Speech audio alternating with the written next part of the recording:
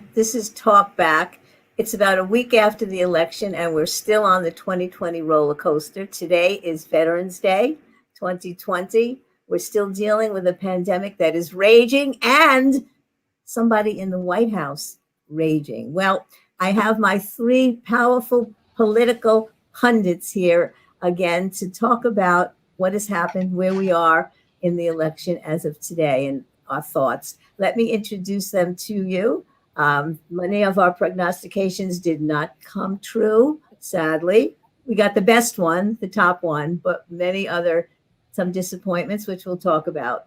First, we have Greg Loudon, all the way from San Francisco. Hi, Greg. Good morning, Sheila, or good afternoon in Connecticut. Right, it's morning in San Francisco. Then we have in Connecticut from Andover, Shannon Loudon. Hi, Shannon. Good to see you. Good afternoon, Sheila. Happy Veterans Day. Okay. And from Massachusetts, we have Karen Melkonian from Boston. Hi, Karen. Hello, everybody. How are you today?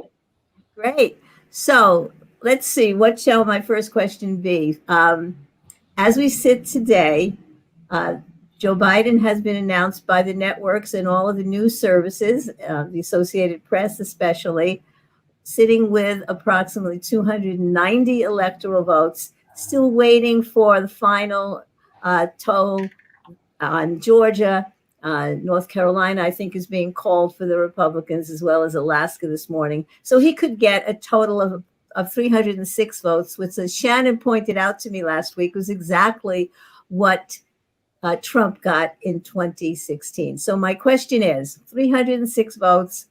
We didn't pick up the Senate the way we wanted to. We only have 48 Democratic seats, and we have a special election in Georgia coming up on January 5th.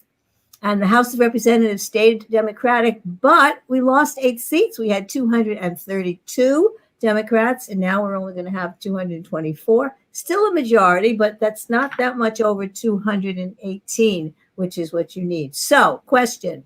Each one of you tell me, starting with Greg, what were the expectations you had going in? And how do you feel about what happened compared to what you thought was going to happen? And what were your greatest surprises, disappointments, pleasures? Greg, you first. I think I was a little more pessimistic than the rest of the panel last week when we were talking before the election or two. As you said, the thing we have to hold on to is the win on the top line. But I was severely disappointed with the underperformance in the Senate races. One thing that came to mind as I was thinking about it, and I was thinking about this show this morning, was I don't think enough has been said about the decision by Republican megadonors to move their money away from Trump and put it down ballot. Which they started doing a couple of months ago when it looked like Trump would lose. And I really would like to see a little more analysis of some of the Senate voting totals in sort of a granular fashion. Okay. Karen Melkonian, what's your take, your thoughts? Well, it's funny, Greg, because I feel like I'm doing a little bit of probably modification of what I thought I said last time. I thought I was less positive about the Senate and taking the Senate seats. But I have to say that I am happier than I thought I'd be. I think Joe Biden did better than I thought he would. It's such a clear and decisive victory, no matter what anybody says. And I know that there are times I can be very Pollyanna-ish and just want it to work out. It has been such a difficult 4 years. It has been so trying and negative that I am trying to just remain happy and hopeful and do my part and know that Stacey Abrams is in Georgia and she did, yeoman's work here and an amazing job. And I'm just starting to donate my little drip drap money to Ossoff, and I don't want to say the other person's name and pronounce it wrong, to the two candidates, very qualified candidates in Georgia. So I am trying to be very positive. And if anyone's watched James Carville in the last few days, He's toasting to it, and he is very positive. And I need to stay there. How's that? Okay, great. I think, Karen, it was Reverend Warnock. I think that's how you pronounce Raphael, W-A-R. Yes. Raphael Warnock, right. Okay, Shannon, your take. I was very, very pleased with the Biden-Harris win. I just can't stop smiling with having made history. In the 100th anniversary year of women getting the right to vote with the 19th Amendment, to have our first female vice president, and for her to be a woman of many colors. She is African American, she is Pan Asian, she is Indian. It just makes me smile every time I think of it. I was very disappointed that the Senate did not turn the way we thought. I was, in preparing for today's show, I was thinking back and thinking, we're only as good as the polls that we believe. And the polls have been very, very accurate for many years. One in our state, in Quinnipiac. The most troubling race to me in that regard was the Susan Collins race in Gideon in Maine. It looks like, and I don't know the final totals, that poll was off as much as 15 points. So the latest poll that I saw right before Election Day, Susan Collins was slated to lose by 6 points, and she won by anywhere from 7 to 9 points. So for a poll to be 15 points off is very troublesome to me. And I think we're certainly going to have to look at how polls are conducted so that we have better prognostications in our future. I also was disappointed by the House races. I thought we would pick up a few seats, and I remember my predictions, and I'm not an overly optimistic person, but I truly thought that we would have a blue tsunami. I thought that we would have much more of a mandate than it turns out I believe we have. And finally, I, like Karen, am doing a lot, as much as I can, to help out in Georgia. Very pleased to find out that the head of the ACLU in Georgia is the daughter of Congressman Andrew Young, and she's a Swarthmore alum, my wonderful alma mater. So I was on a talk with her about RBG, and she is the head of the ACLU there. So between she and Stacey Abrams and Reverend Warnock and John Ossoff, I'm optimistic. I believe we'll take at least one of those races, and it would be fantastic to take both of them. But I think we're going to see a heck of a lot of dark money go into that race, those two races, and we'll see what happens on January 5th. Okay. So, one of those races being won will not be enough. Yep. We need both, because if the Senate is 51 Republicans and 49 Democrats, Mitch McConnell will run the show and will be an obstacle to progress. We'll talk about that and a little bit more about the Senate. But I want to get to the other huge thing about today, what makes our country great over the years, starting with George Washington, who could have stayed on and been president for life. We had no term limits when the Constitution was first written. He stepped aside. He gave a farewell address. He started the norm that we have of a peaceful transition of power from one administration to the next, whether you voted for that person or like that person or not. We are losing that slowly but surely today with Trump. We don't know how perilous it might get in a constitutional sense, whether this will fade away in a few days. I'm going to ask each of you to give me your thoughts on, is this a strategy on his part long term? Is it just an epic tantrum of the moment, an impulse, because that's the way he is? He cannot bear to lose. I watched his niece on some of the TV shows saying that the worst thing in the world would be having to lose. He has to somehow justify that. He cannot live with that loser status. I want, before I ask each of you your thoughts on how this is going to work out in the next few days. I want to read something that I sent out in a text that was written by a historian named Michael Haddam. You can comment on this when you make your other comments on this. And listen to this. I think it's a perfect comment. It says, the expletive nerve it takes to not only benefit from an already imbalanced system, but to then gut the Voting Rights Act, engage in unprecedented gerrymandering, remove voting machines to cause hours-long lines, pass voter ID laws, cripple the United States Postal Service, and then claim you've been cheated? Greg, take it away. Well, I think one of the things you want to add to that is that one of the reasons this election has been so contested and taken so long, or not even contested, but questioned, is the intransigence of Republican state assemblies to allow mail-in votes to start to be counted early. That happened in every state that is currently in question, really.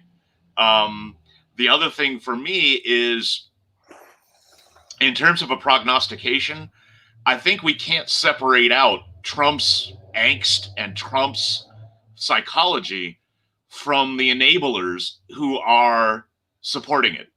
So it's not just Trump having a tantrum, it's Trump having a tantrum and those enablers and the people who surround him promoting that tantrum for their own interests, whether it's keeping his base riled up for the election in Georgia, or the people around him who have lived off of what James Carville rightly calls the grift of the Trump administration, wanting to keep that in place. I mean, whether Trump starts his own media network or joins OAN or joins Newsmax, if he can keep his base of voters, which is larger than we thought, riled up, they'll keep giving him money. And really, that's the concern he has.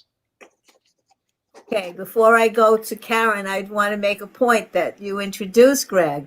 You talked about OAN. That's One America News. I've been taking a look at it in the last few days just to see how they're reacting to this. They are an ultimate right-wing network. Every show is about the fraud and Trump loves that network, I'm reading. The other one that you mentioned, also Newsmax, another network, same thing, very pro-Trump. Trump's friend, I think Chris Ruddy is his name. I think he helps run that network. And the interesting fact that we have to mention with that is now that he has those two networks, Fox is kind of walking away from him a bit. I read about how angry he was when Fox called Arizona for Biden early on election night. That call is probably going to prove true, but Trump keeps chipping away at Biden's lead, and they haven't called it yet. But Fox apparently got a phone call from Jared, from Trump, angry, demanding that they retract that call. Watch in the next few weeks the relationship between the Murdochs and Trump. That's another interesting thought. All right, your take, Karen. Well, so you were talking about losing the peaceful transfer of power.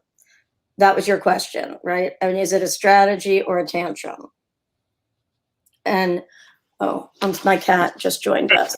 I think that, again, trying not to make myself insane, I think that Trump is trying to stay relevant and that his base wants him to stay relevant because, well, he has to stay relevant for his own personal, to feed himself, whatever that psychological need is.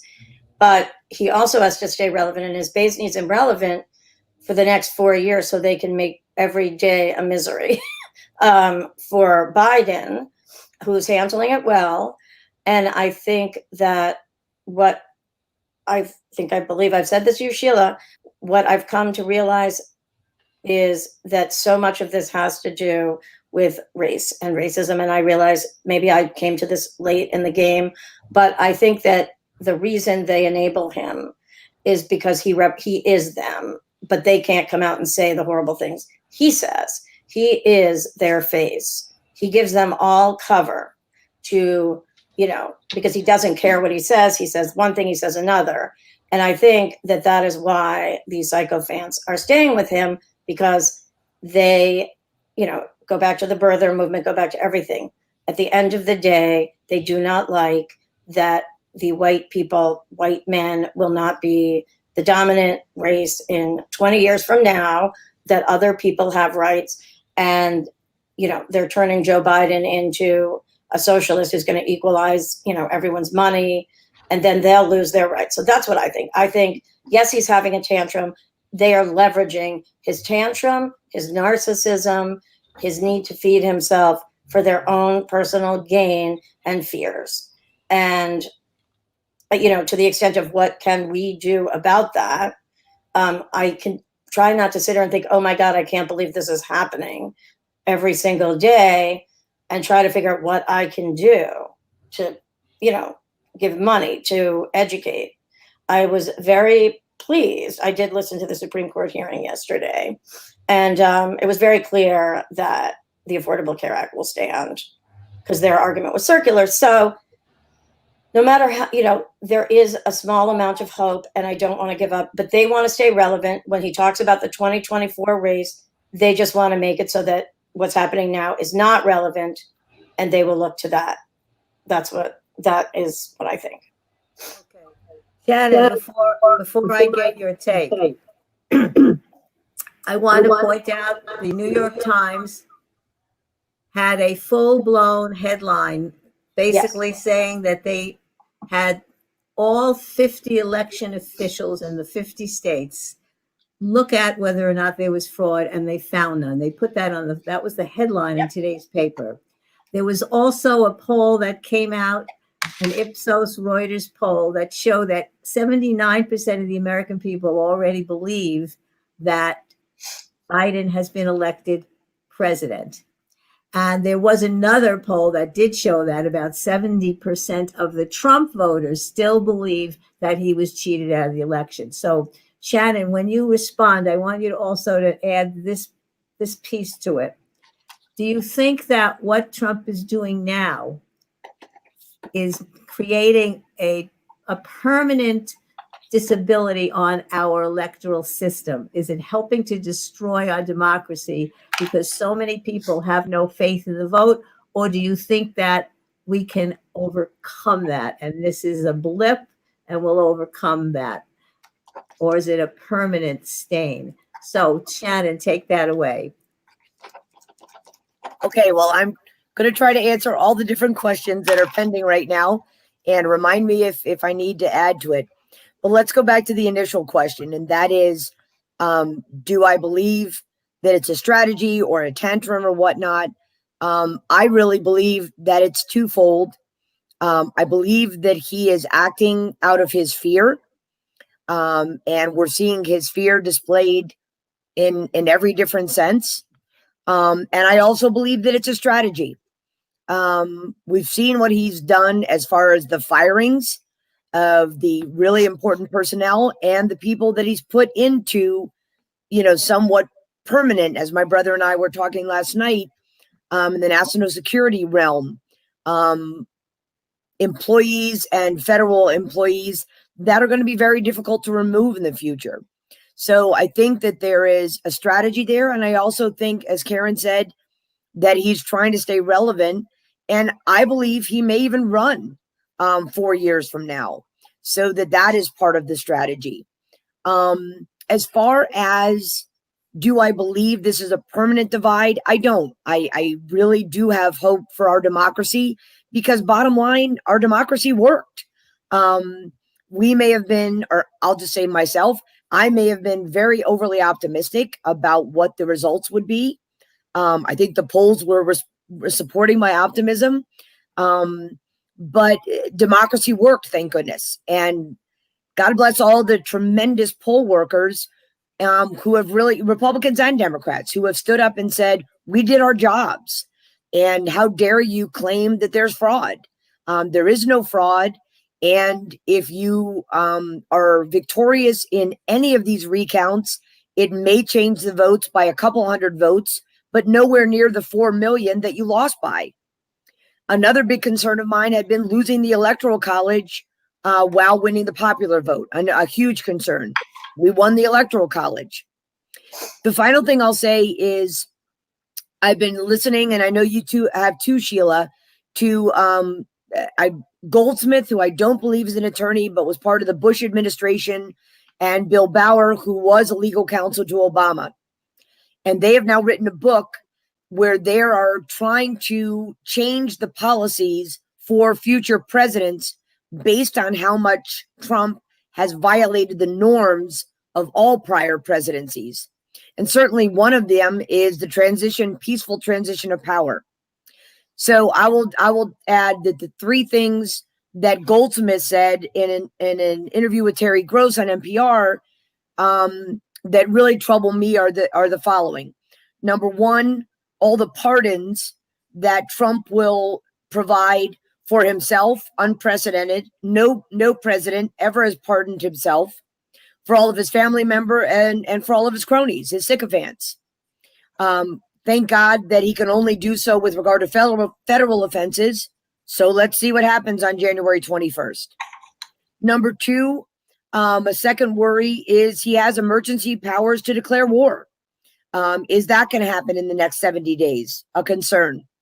And the third concern that I had not thought of, that is the most troublesome to me, is the fact that he has been privy to state secrets for 4 years of a presidency. And I took that to a further step and said, Andy has $400 million in personal loans that he is going to have to repay unless he declares his sixth bankruptcy. And we don't know to whom he owes that money. So he's violated so many norms and so many policies and so many laws potentially. So what's to stop him, especially when he needs money, from selling state secrets to the highest bidder, and once again, not really caring for the United States of America, but only caring for himself and needing to repay those loans. That's of the three, that's the most troublesome. Pardons I expect. War I don't expect, so I hope that doesn't come about. But the fact that he might have the audacity, and I do believe he does, to violate that most sacred of presidential norms, which is you keep the secrets of our country to keep our country secure from our enemies, especially. And to whom does Trump owe money? We still don't know. So the fact that he might use those state secrets to, again, as he's done throughout this presidency, personally benefit himself is very concerning to me. Okay. So I'm going to up the concerns in talking to you guys about what else can happen in the most awful of circumstances. Shannon, you were saying that we need to look at the norms and maybe put in some more forceful regulations about them. This is what I'm listening to, and Greg, I want you to start talking about this. Again, your thought about Trump being an aberration or a permanent stain in terms of loss of faith in our democracy. But also comment on this. None of the states yet have actually certified their votes. The secretaries of state have to certify their votes, and then they get sent in. And on December 5th, I believe, they have to have all the certifications in. And then a week later, the Electoral College meets and votes. I have heard different strategizing from some of the Republicans that they will try to stop states from certifying the election for Biden. Many of the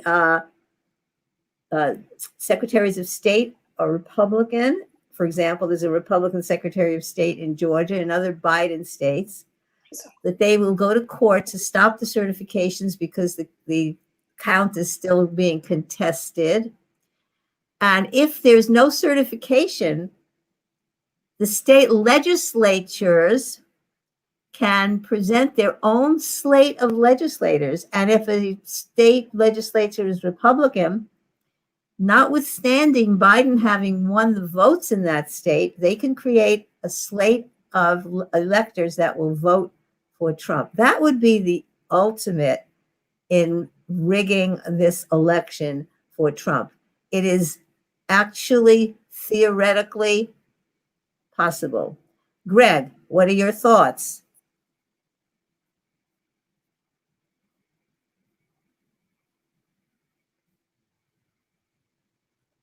Literally, Sheila, I was reading this morning. I don't know if you saw it. The Republican majority leader of the Pennsylvania State Senate has been saying for weeks that the Senate, of course, the legislature plays no role in appointing electors or in the electoral process. Just this morning, he said, in normal circumstances. So he's starting to hedge. I think you're right. I think the two processes to be concerned about are the certification process and then the appointment of the electors by the state legislatures who are bound by law and I think statute to appoint electors who will support the winner that has been certified. But given the tendency of Trump and his supporters to push the boundary as close as it can on every single thing they can, you got to think there's going to be some friction there in what is normally a smooth process. And you're right. This is the long-term damage that they're doing to democracy, because democracy, or at least as it's operated in the United States, for a certain, depends on a certain acceptance of rules and norms, that the normal operations of democracy will not be continually challenged. And that continuous challenge, it's a carryover from Trump's approach to business, which is sue until they stop. Fight them in court, fight them in court, fight them in court until they give you at least some of what you want. The problem here is some of what he wants is to be president again. And it's going to be interesting to see how that plays out. I am also concerned, as Shannon said, about the prospect of some of the people he has been installing in various intelligence and defense operations okaying the selective declassification of documents, both to support Trump's contention that he was not supported by Vladimir Putin in the 2016 election, as well as possibly for straight out commercial purposes. I think the other thing that really concerns me is so many boundaries are being breached. So many things that have been fenced off as things you do not do in a democracy, and especially in the United States, as it has occurred over time, are just being destroyed. And in a matter of months, they're going to destroy things that took 220, 240 years to build. And I don't know how easy it's going to be to rebuild those. Okay, so before I get to you, Karen, they're saying that transition is so important because the world is watching and our national security can be at stake. This is not a game. So having cooperation between the outgoing and the ingoing administration is very, very important, and Trump's not allowing that to happen. So speak to that whole question. Is this a permanent damage, do you think, or is Trump an aberration in our history that we will look at as an outlier when our great-grandkids are studying American history? Me? Yes, Karen. Okay. So, firstly, I support and agree with everybody's fears, and I have them too. However, I actually think that he is going to be an aberration and not a permanent stain, because others in history with the quote unquote charismatic personality who have led people to do horrible things were a stain and did not we're not the norm after that. I think that, I agree with what everyone is talking about with our state secrets and what he's going to do with our military now, and all of that. But I have a little more hope. I think the biggest fear I have is this way that he creates doubt. And if I'm not a Trump supporter and I can start thinking, oh, wait a minute, how does that happen? We've always assumed people would do the right thing. I've always assumed to some extent that, you don't have to spell out always what the right thing to do is. Bill Maher, if anyone watches him, keeps talking about Gus the donkey in some football game doing the kickoff or something. And he talks about how, why do you have to write that it has to be a human being who does the kickoff and not Gus? I can't remember exactly how he says it. And I think that's a little what's happening here. We assume people will accept the results, not call fraud, and we don't have to say certain things. Well, as it turns out, we do. And I think we can shore some of that up. It's a little stunning. I think the biggest thing he does, and I have to, steal away from it, is this creating doubt. So when he says things like, oh, so what? Or Giuliani says, the media, the TV stations have called the election. I have to step back and think, oh, wait a minute. How do we usually do that? Yeah, that's usually, did he not accept it when the media called it? That is the norm. The media does do it. That's what we do here. And I thought, oh, wait a minute. And then I know we count it later and certify it. But we've always done that. We've always relied on it. But now when he puts that out there, he creates doubt. Which media stations are, he attacks all of them. I think that's so dangerous. That's what he's done. When he says things like there's fraud, and then people jump on the bandwagon because they put out all these lies and whatever.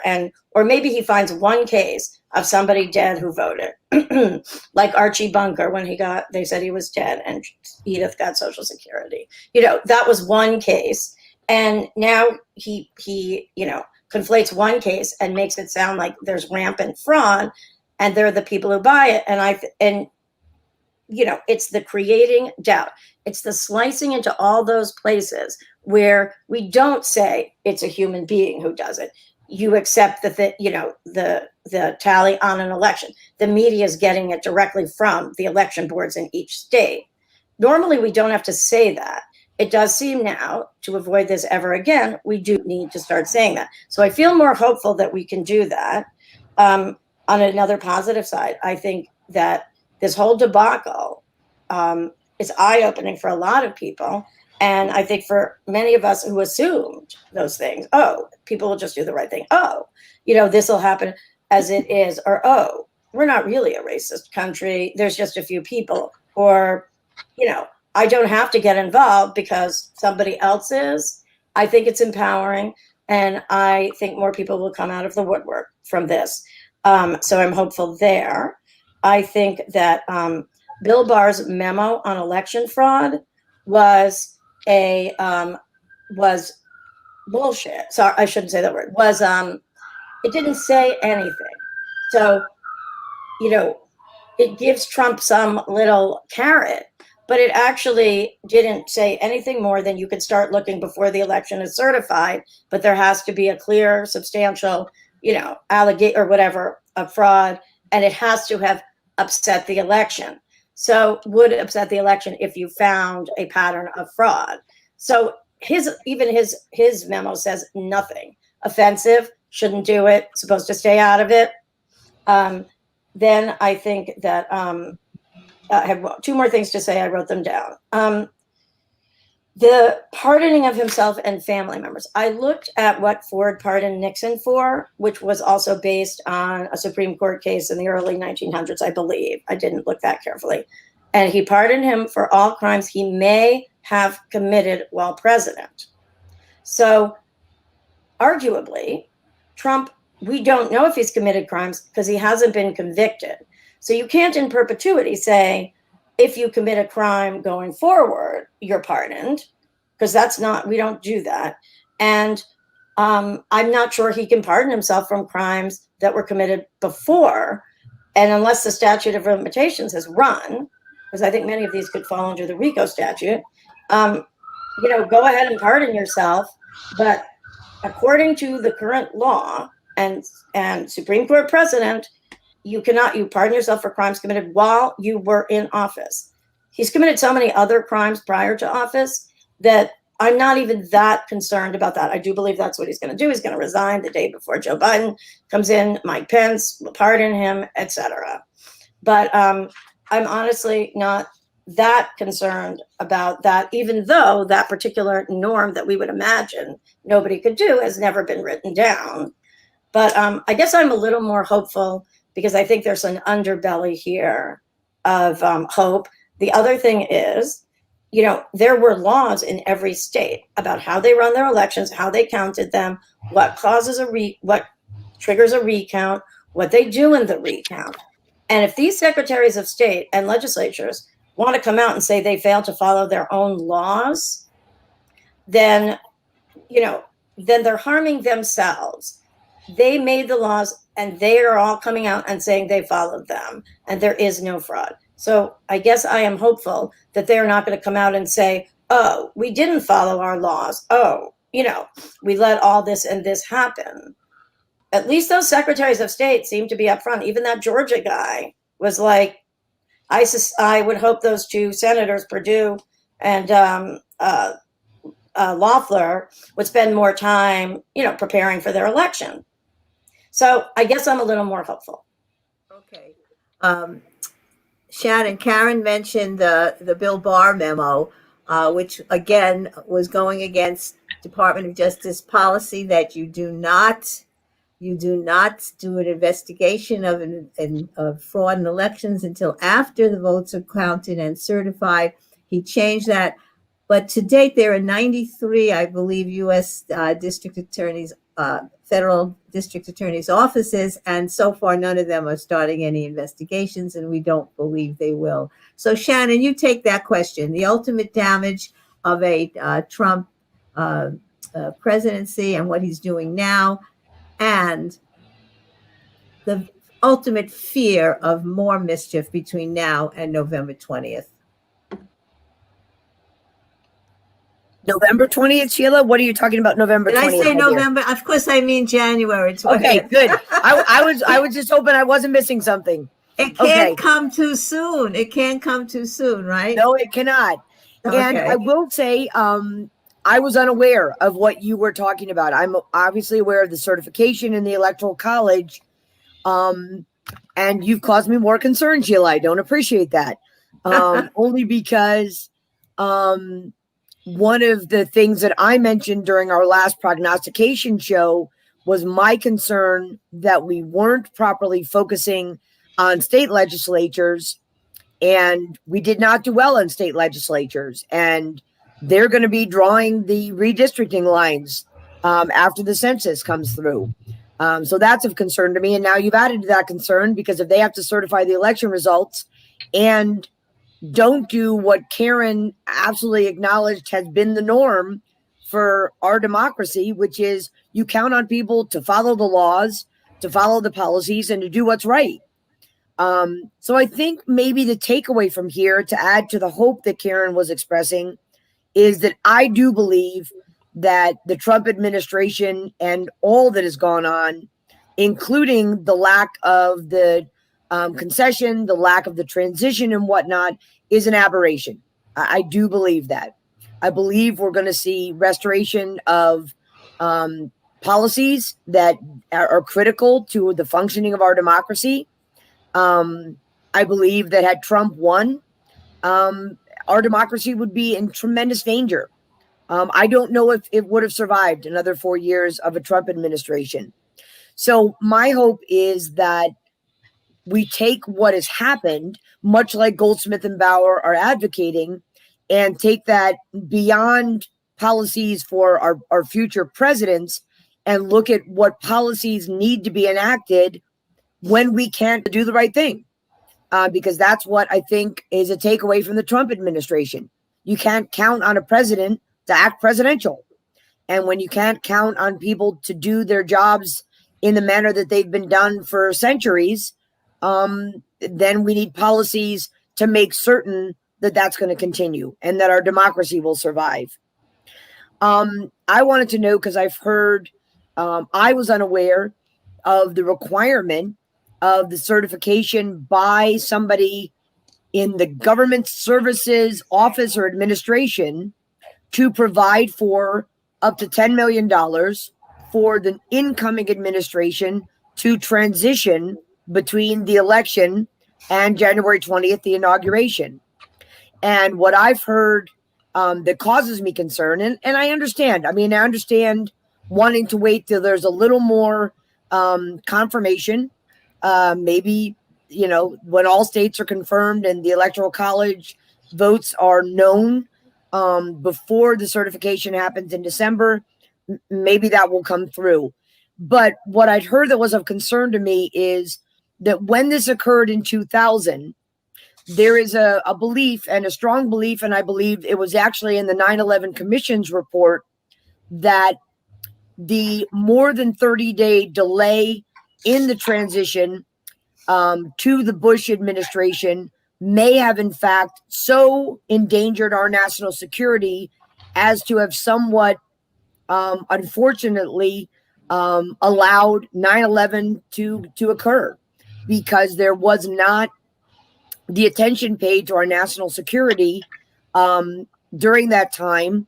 And 8 months later, you know, look what happened, or 9 months later, or whatever you want to call it. But the concern is that there was such a delay in 2000 with the transition that, again, according to what I've heard, even the 9/11 Commission report acknowledged that the trouble with the transition may have been one of the factors that caused 9/11 to occur.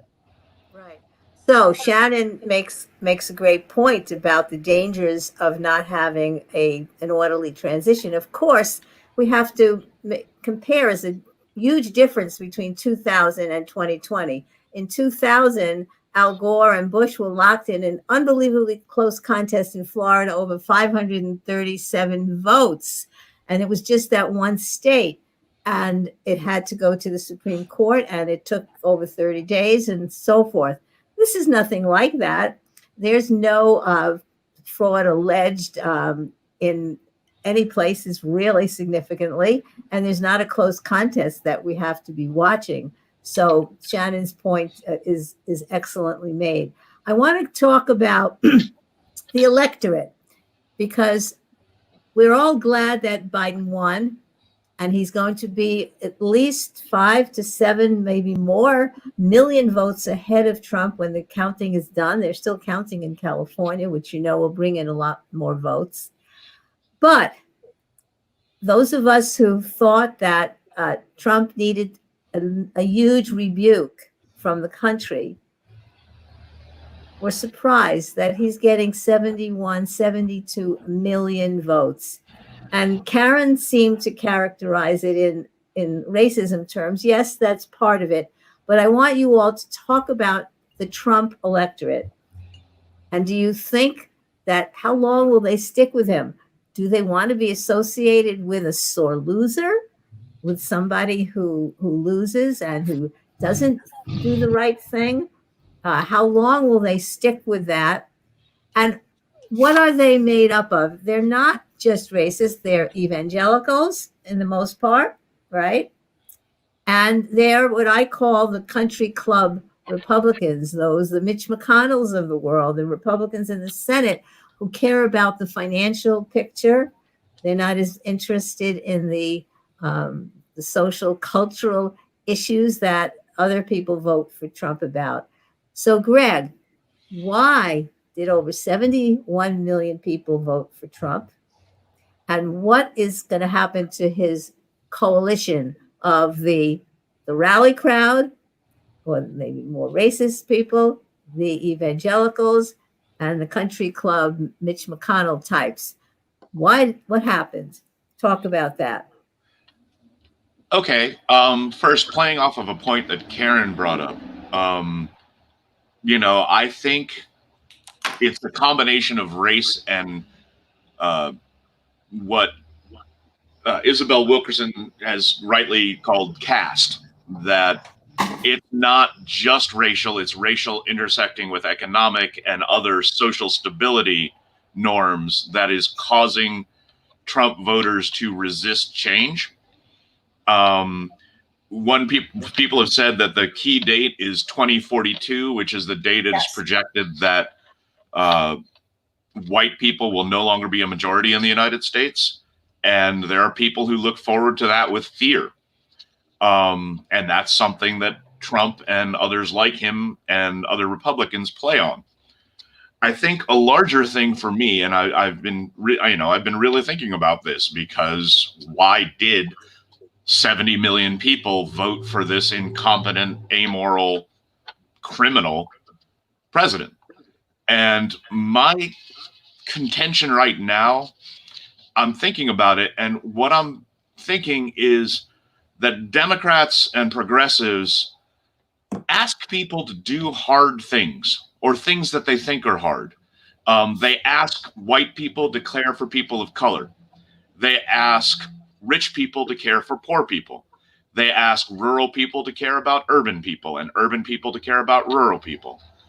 And all of those things are asking people to grow and asking people to be better than they are, to work at it, to actually put some effort into making the country a better place to be. And there are a lot of people who don't want to do that. They don't want to put in the energy. They don't want to put in the effort. They want things out there to be simple and, not participatory in the sense of calling on them to make sacrifices for the country as a whole. They just want to be left alone.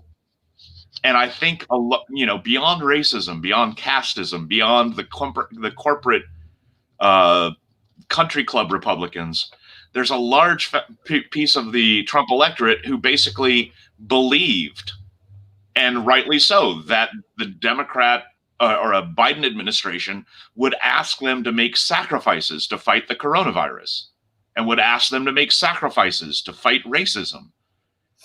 And they don't want to do that. They're comfortable where they are. They're comfortable in their current situation. And, one of the best quotes that I've read about this election goes back to Hunter S. Thompson's book, Fear and Loathing on the Campaign Trail, where he described that an American electorate that was supporting a previous criminal president, Nixon, against one of the most decent men in Washington, McGovern. And he said, really, America has turned into a country that will literally kill anything that makes us uncomfortable. And I don't go that far, but I think the violence of the reaction against any call for shared sacrifice to make things in this country better just brings that quote to mind. That said, I don't know how sustainable Trump's coalition, if you want to call it that, is. But as long as there is a media bubble that they can exist in, one of the key things that I follow out here, being in San Francisco and sort of the hub of the tech industry, is the explosive growth of Parler, Parler, which is basically a conservative alternative to Twitter. They're growing a social media space that is going to be as effective a bubble as OAN, Fox News, and Breitbart and Newsmax. And I think both the money behind that and the people who are willing to invest in denying reality make Trumpism a long-term threat. Okay. Very interesting, Greg. Before I get Karen's take, I just want to point out the Biden electorate. Very interesting that the divide now seems to be on education, because whereas the suburbs used to be more Republican, Biden captured more of the suburbs, and he captured some back of the working classes in the Rust Belt Michigan, Pennsylvania, Wisconsin that we lost last time. So it's the people with education are moving more in the direction of the Democratic Party, which is also interesting. So Karen, your take, response to me and Greg. Okay, so I want to just say you premised your question on he didn't get a decisive repudiation. Yes, he did, because it's going to be 306 electors when all is said and done and counted, maybe 290, whatever. You know what I mean? So it is a decisive repudiation. He won by fewer votes than Clinton did. I brought my book cast down here, Greg, just to show you. I can only read a few pages at a time without, vomiting. No, without, getting riled up. And I haven't read that much of it. But it is an excellent book. But I also think I am not surprised because, echoing what Greg says, I don't look at it as it's easier or it's about sacrifice.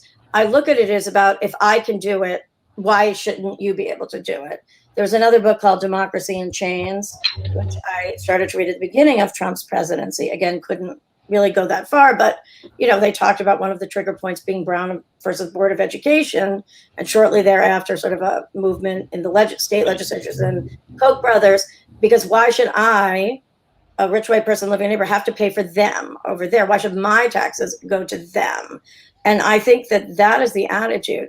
Even though Trump did get some blue collar, he got working class people. I think the people that are supporting him are the people who think, oh, we're all equal. We all start at the same place. I can do it. I don't need Medicaid. I don't need this. It's not even about self-sacrifice. I think it's further. I think it's selfish. Why should I pay for them when I brought myself up by the bootstraps without a recognition that you started life in a very different place? I started with a sense of possibility of education. I've had things happen in my life that have not made it easy, but I'm white. And I don't say that, I say it because it does mean my life is easier. I was given the possibility of education and of a future and the sense that I could do it. I was given a sense of possibility and an education. And, but I think a lot of the Trump people think, well, they did it themselves. Why can't those other people that we're taking care of and paying for and doing all this stuff for and going to become socialist for have to do it too? So I think it's worse. But I'm not surprised that many people voted for him. I think at the end of the day, to echo what Greg said, I think the messaging that we maybe don't know, and I know some of us have tried to watch some of the messaging on other stations, is that it's very simple. It's very to the point. And I think, as Greg said, it's not a complex message of we have to consider all of these factors. It's just simple. And, I think their messaging about socialism, communism, I think people at the end of the day probably couldn't pull the trigger because many people don't really know what socialism and communism are. And just believe what he says, which goes back to the thing I said at the very first question you asked, Sheila, which is Trump's conceit is creating seeds of doubt in people. You say, why are people sticking with him? They stuck with a guy they know has lied, cheated, stole, wouldn't let Black people live in his housing. They know he was wrong about the Ukraine. They know he's put us in danger. Why have they stuck with him? Because they don't want to be responsible for others. I'm not saying everybody. I understand there's the evangelicals and other swaths of people. But the biggest group, I think, is the resentful women in the 2042 date that came out right before Barack Obama got elected. And I think that they will stick with him so long as it's easy to do so. The minute it becomes hard, they won't. And so right now it's easy. It's a simple message. We also can't underestimate what they did in this election. Sheila, you gave us that quote about voter suppression. So perhaps Biden might have even had a far more decisive election had they not engaged and colluded with the state legislatures. So I think the fear in messaging, I think creating seeds of doubt, I think the simplicity and the fact that they're going to take from you those Democrats and socialists are going to take away from your lifestyle. It's going to impact you. I think those very clear statements just drives some people to not be able to pull the trigger for a Democrat, even if they, don't agree and know he's a liar. Okay, before we get to Shannon, just one comment. So the interesting thing is that Trump's messaging and the Republican messaging kind of worked. The socialism stuff, the defund the police. Yes. But the interesting thing is that's what he does best, that propaganda, that repeating over and over and over again the same thing. He does that well, and they did that well, and it may have made a difference, they're saying, in South Florida, certainly with the Cuban Americans and so on. But I heard Alexandria Ocasio-Cortez, and she said, and she's supposed to be the most flaming socialist, lefty, and so forth that everybody's afraid of, even though she and her group only make up a few people out of over 200 Democrats in the Congress. She said, guess what? Not one Democrat running for the United States Congress said that they wanted to defund the police, and not one Democrat running for the United States Congress said that they were running as a socialist. I did not. But again, was the messaging of Trump. All right. Having said that, Shannon, let's have your take. So I think we're back at why do I believe the electorate voted for Trump, and what will happen now as far as the groundswell that continues. And I think that in addition to all that's already been stated, with which I agree, I believe that they see in Trump a success story.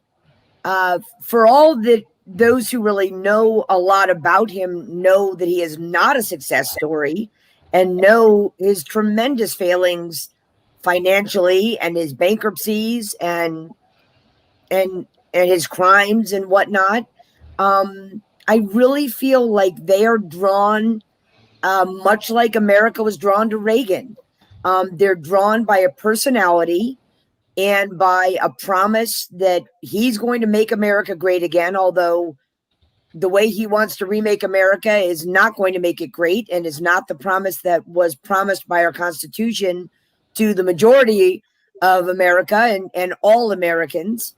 But I believe that they're really drawn by Trump as a personality, and what they believe he stands for. And they're not really looking any deeper than that surface of what they see as his success story. So for the rest of us who look at not only how he portrays himself, but what he actually says and what he actually does, they don't see that. They don't go any deeper.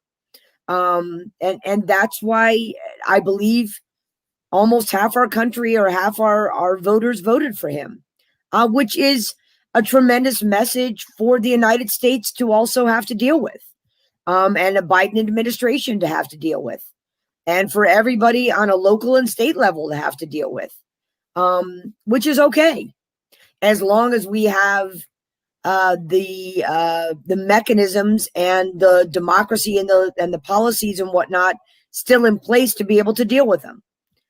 So I have tremendous hope for what a Biden-Harris administration is going to bring about.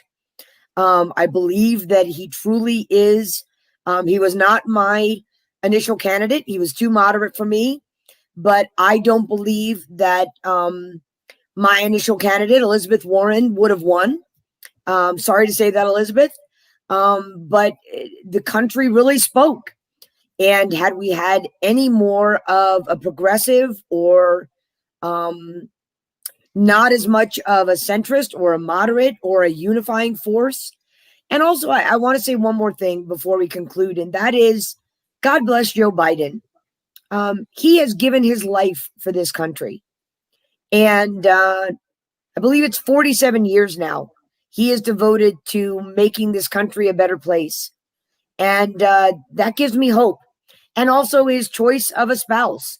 We are, for the first time, going to have a first lady PhD in there whose passion is education and what that promises for the country. And certainly not to mention Attorney Kamala Harris, Senator Kamala Harris, and all that she and the second gentleman will bring for this country. So I have tremendous hope. Great. So we're going to be concluding, and I'm going to test your skills because you've all given wonderful responses, and I appreciate this thoughtful and meaningful discussion. We'll have to come back again after the Georgia elections. So I'm going to test your abilities now. I want to give you each one farewell comment that you can make. Give me one sentence and give me a prediction as to who is going to win the Georgia runoff elections. Will both Democrats win so that we can have a Senate tie that Vice President Kamala Harris can break, or what? All right. Greg, you go first, and we'll end with Shannon, and thank you. My one sentence is congratulations to the overwhelming victors, President-elect Biden and Vice President-elect Harris. And my prediction is sadly that I think we're not going to take either seat in Georgia because of the sheer amount of money that is going to pour into that account. I do hope that the Democrats make it a referendum on Mitch McConnell because he is such a loathsome figure that I think that is their way forward. But I'm really, really worried about it. Okay. Karen. My final comment is thank you to the people who showed up for Biden. Thank you to Biden for the way he is acting right now. I think if he continues this way, I do think that it shows leadership, and I think it makes a difference that we're in hands who is not reactive and is just moving forward and is not getting off pace. And I will predict that we will take one of those seats. I'm not sure which one, and I am going to figure out between now and then what I can do and what we can all do to help and not sit back. Is it $10 a week? Is it, and what can we do rather than feeling powerless? And I think that I would challenge us all to think about that. And Shannon? I think I've already said what I need to say as far as my hope for this country and what a Biden-Harris administration is going to do. So I just say thank you to Joe Biden and Kamala Harris for providing the character, the policies, the ideas, the commitment, the compassion that caused the highest voter turnout in 120 years to allow me to have hope for our democracy. I sadly believe that we're only going to take one of the two Senate seats. I would love to say we're going to take them both. I don't think we're going to be successful in them both, unfortunately. And I believe the one that I'm hearing more positive about is Reverend Warnock winning as opposed to Ossoff winning. I will be doing a really big happy dance on January 5th if I'm wrong, but I think that's what's going to happen. And finally, Karen, to respond to you, I'm involved now with Frontline, and we had an assembly on Monday night. We're having another assembly tonight. It is a combined effort of the Working Families Party, of which I'm now a member. In addition to being a longtime Democrat, I did not give that up, but you can be a member of both. And Black Lives Matter, but not Black Lives Matter. It's Black Lives Matter, and I'm not recalling the combination. But it is now an umbrella organization that is myopically focused on bringing about a win for both candidates in Georgia, and in a very strategic way. They're very aware of not overwhelming the Georgia voters to come to hate Frontline or come to hate the Working Families Party or whatnot by overwhelming them. So they're doing very strategic texting and phone banking, which I think is critical because we're not doing the door knocking between now and January 5th. So that's what I'm doing. Okay, great. Thank- So you all forgot to mention in your discussion of Georgia, Stacey Abrams, who was the head of the Democrats in the Georgia House of Representatives, and then ran for governor 2 years ago and almost won, and has been working very hard on getting Georgians to vote and to vote Democratic. Maybe she can pull it off. I see the pessimism of you three, and I'm kind of on the fence, but we are going to hope that with Stacey Abrams doing it again, she brought Georgia to Joe Biden. Maybe we can bring those two senators across the finish line. That would be a wonderful thing. And until we meet again with our political pundits, goodbye for everyone. See you next time on Talk Back. Bye. Thanks, Sheila. Bye-bye. Bye. Bye.